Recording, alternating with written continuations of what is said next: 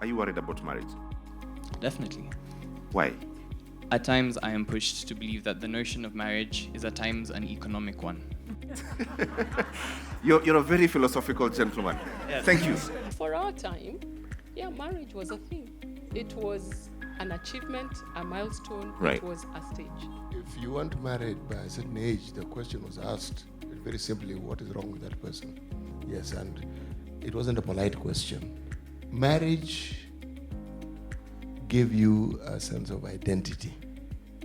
It made your parents happy, and they saw themselves as grandparents, and it gave them a new set of relatives.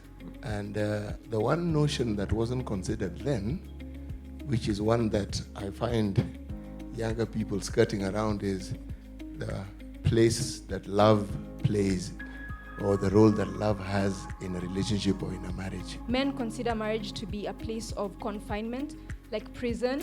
They think their wives will take their money, they think their wives will take their freedom, they think they won't be able to be men.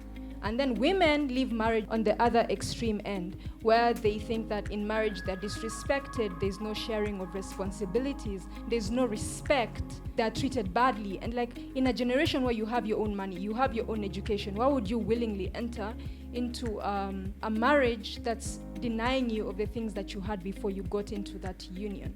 So what I think is that the notion of marriage should be changed, because I think that quintessentially marriage is beautiful and that it can be made to be something that we desire as well. I don't think Gen Zs are inherently against marriage. I think they're against what marriage has been construed to look like.